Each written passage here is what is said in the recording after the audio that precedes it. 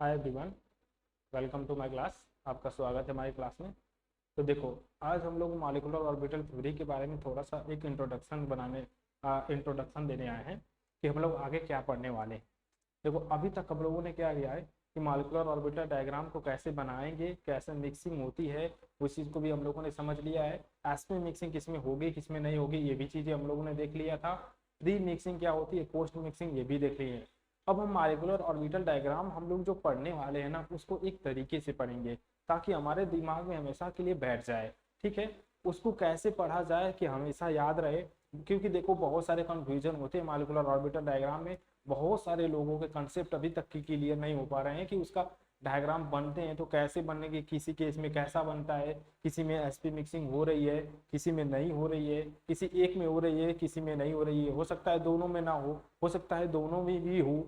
तो बहुत सारे मॉलिक्यूल्स बच जाते हैं। इसकी वजह से हमको डायग्राम समझ में नहीं आता है।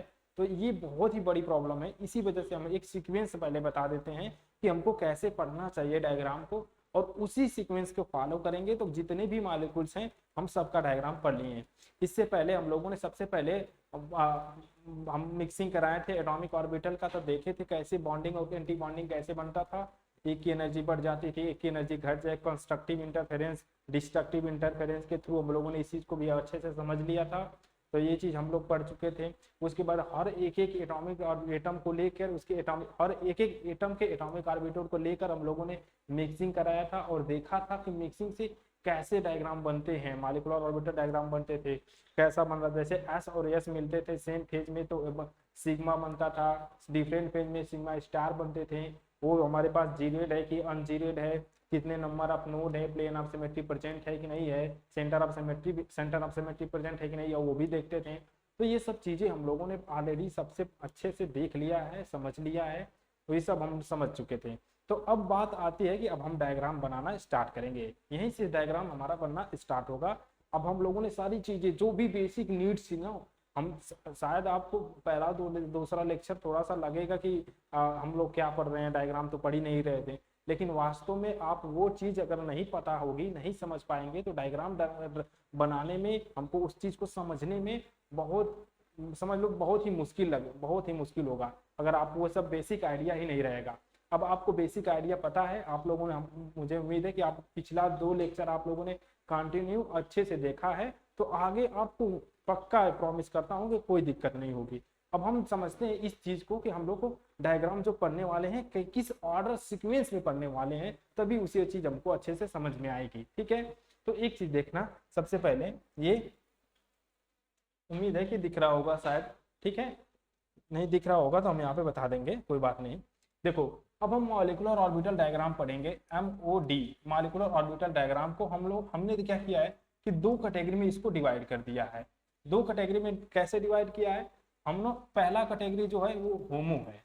होमो मतलब कि ये होमो न्यूक्लियर डाइएटॉमिक मॉलिक्यूल्स, होमो मतलब कि ये होगा। ठीक है, यहाँ पे चाहे तो लिख सकते हैं। देखो, homo nuclear diatomic atomic molecules. ठीक है, इधर की कैटेगरी है।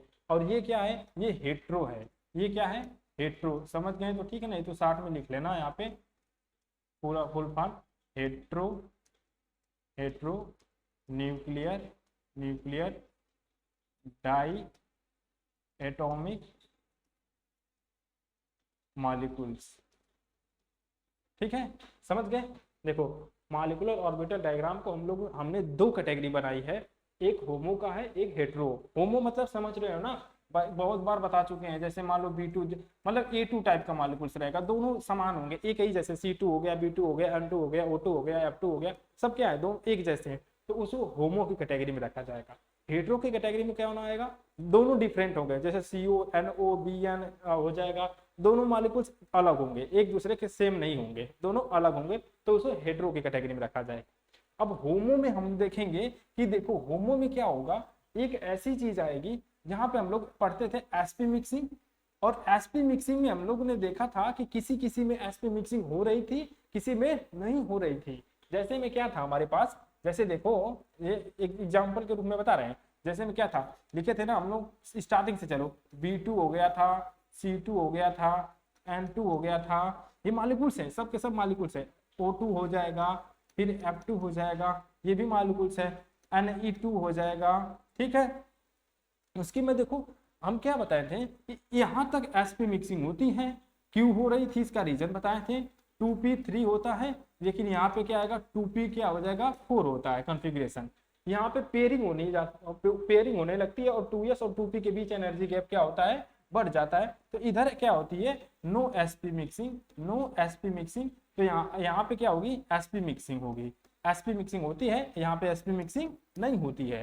देखो होमो तो है ना, होमो तो है ना भाई, होमो है, ये भी है होमो, ये भी है, लेकिन इसमें भी दो कैटेगरी आता है जिसमें sp मिक्सिंग होती है, एक इसमें sp मिक्सिंग नहीं होती है। इसका रीजन भी हम लोग पिछली क्लास में देख लिए थे, क्यों और कैसे, ठीक है। तो ये चीज हो जाएगा। तो अब इसी को दो कैटेगरी में बनाया गया है कि दो sp मिक्सिंग देखो क्या होता है यहाँ पे, विथ sp मिक्सिंग, यहाँ पे लिख लेना अच्छे से। यहाँ पे क्या होगा, विथ sp मिक्सिंग, यहाँ पे sp मिक्सिंग क्या हो रही है, sp मिक्सिंग हो रही है। और एग्जाम्पल के रूप में यहाँ पे लिख लेना इस चीज को, B2, C2, N2, Cl2, Br2, I2, etc। बहुत सारे एग्जाम्पल हैं। तो इन सब में क्या होता है, कि sp मिक्सिंग होती है।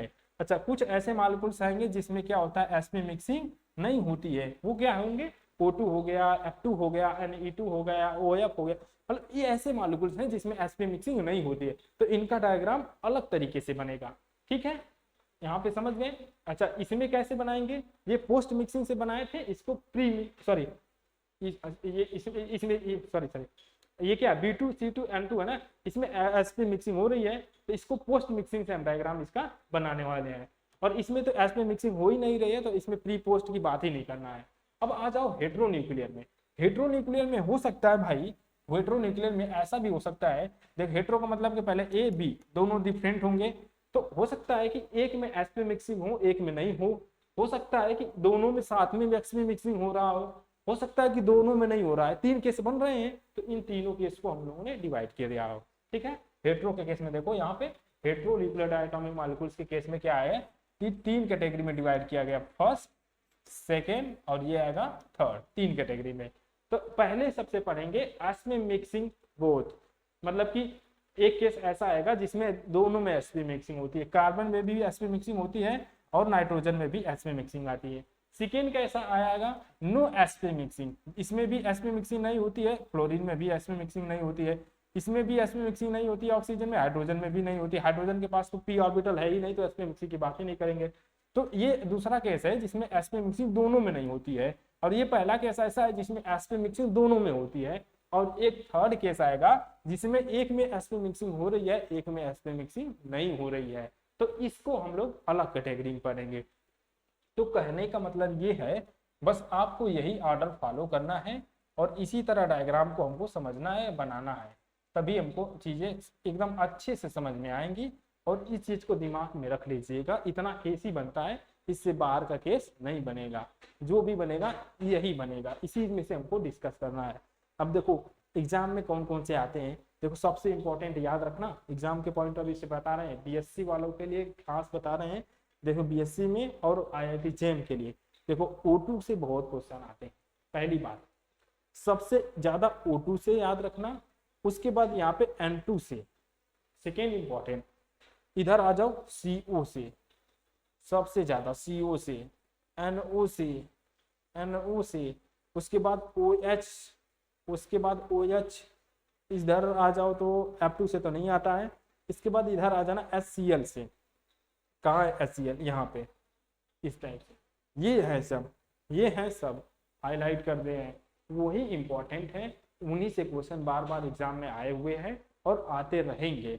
और देखो MOT पढ़ना बहुत इंपॉर्टेंट है, आप हमेशा 1 घंटे और 1.5 घंटे निकाल के आराम से टाइम, जब भी आपको टाइम मिलता है निकाल के आराम से लेक्चर को अटेंड किए, देखिए, समझिए उस चीज को कैसे हो रहा है कैसे नहीं हो रहा है, तभी आपके पढ़ने का मतलब निकल पाएगा। और अच्छे से ईमानदारी से पढ़िए, एकदम ईमानदारी से खुश होकर पढ़िए, तभी आपको समझ में आएगा हम लोगों ने क्या क्या सीख लिया, क्या क्या नहीं सीखा है, देखे ना कि हम लोगों ने कैसे, पहले हमको कुछ नहीं पता था, हम मॉलिक्यूलर ऑर्बिटल जब से पढ़ रहे हैं बहुत को एक एक चीजें नया नया चीज निकल के सामने आ रहा है, उस चीज को हम लोग पढ़ते जा रहे हैं।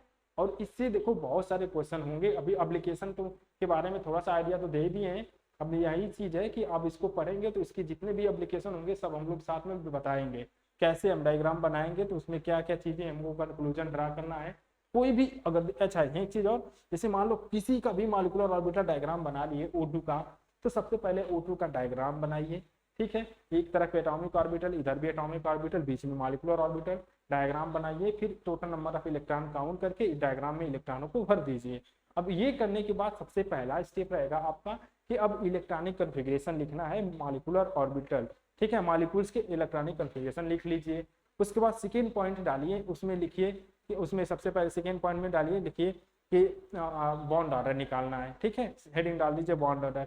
बॉन्ड ऑर्डर का फार्मूला अच्छा पता है, NB माइनस NA से निकाल लीजिए, या तो और एक सीक्वेंस बताए थे कि बॉन्डिंग में अगर एक इलेक्ट्रॉन बढ़ता है तो बॉन्ड ऑर्डर 0.5 से बढ़ता है, बॉन्डिंग में 2 इलेक्ट्रॉन बढ़ेंगे तो बॉन्ड ऑर्डर 1 से बढ़ जाएगा। सेम ऐसा ही एंटी बॉन्डिंग में अगर 2 इलेक्ट्रॉन बढ़ते हैं तो वहां पे बॉन्ड ऑर्डर 1 से घट जाता है। अगर 1 इलेक्ट्रॉन एंटी बॉन्डिंग में बढ़ते हैं तो बॉन्ड ऑर्डर 0.5 से घट जाता है। ठीक, बॉन्डिंग में अब इतना याद रखिए, बॉन्डिंग में इलेक्ट्रॉन बढ़ाओगे तो बॉन्ड ऑर्डर बढ़ता है, एंटी बॉन्डिंग में इलेक्ट्रॉन बढ़ाएंगे तो यहाँ पे बॉन्ड ऑर्डर घटता है। ठीक, तो ये सीक्वेंस रहेगा सेकेंड पॉइंट। उसके बाद हम यहाँ पे कोई भी मॉलिक्यूल्स अगर बनाए हो ना तो इसको आयोनाइज कर दो, आयोनाइज कर दो, O2 पॉजिटिव O2 नेगेटिव, इनके भी डायग्राम उसी से रिलेटेड है, वहीं पे बना लीजिए साइड में। थर्ड फैक्टर, अब इसका मैग्नेटिक प्रॉपर्टी हेडिंग डालिए। मैग्नेटिक प्रॉपर्टी में लिखिए इसके बारे में कि ये पैरामैग्नेटिक है कि डाई मैग्नेटिक है, इस चीज को लिखिए। ठीक है, डाई मैग्नेटिक है तो क्यू डाई मैग्नेटिक है, पैरामैग्नेटिक है तो क्यू किसमें नंबर अपन पेयर इलेक्ट्रॉन है, ये करिए। फिर नेक्स्ट हेडिंग डालिए हो, उसमें frontier molecular orbital. Frontier molecular orbital में बताए थे होमो लूमो वाला कंसेप्ट, कौन इसका कौन सा होमो है कौन सा लूमो है, इस चीज को लिखिए। ये हो जाता है। फिर बॉन्ड एनर्जी कंपैरिजन करा लीजिए, उसके जो भी आयोनाइज कराने पे बनेगा, bond energy, bond length, bond order का सीक्वेंस इसी से निकाल लीजिए। तो इस तरह से आप पढ़ेंगे और ये सबके केस में देखेंगे तो कहीं पे कोई भी ऐसा क्वेश्चन है ही नहीं भाई जो आपसे नहीं हो पाएगा। थोड़ा सा ईमानदारी दिखाइए खुद के प्रति और इसको ऐसे सॉल्व करिए। कम से कम नहीं तो कम से कम इतने सारे मॉलिक्यूल्स है ना, कम से कम 5 या 6 7 के बारे में ऐसा तो लिख लीजिए। जैसे भी हम बता दिए N2 के बारे में, C2 के बारे में लिख लीजिए, O2 के बारे में लिख लीजिए, इतना F2 के बारे में लिख लीजिए, यहाँ पे OH माइनस के बारे में लिख लीजिए, CONOHCl के बारे में लिख लीजिए। ठीक है, तो इतना के बारे में कर लीजिए, इतना सफिशियंट रहेगा। और सबके बारे में तो निकालना रहेगा तो निकाल लेंगे, लेकिन कम से कम 5 6 7 ऐसे हो जिनके बारे में लिख लीजिए और ये आपके लिए यह एग्जाम में आएगा तो क्वेश्चन इससे आसानी से हो जाएंगे। तो अब हम लोग यहाँ से शुरू करेंगे। सबसे पहले हम पढ़ाना स्टार्ट करते हैं यही होमोन्यूक्लियर डायटोमिक मॉलिक्यूल्स।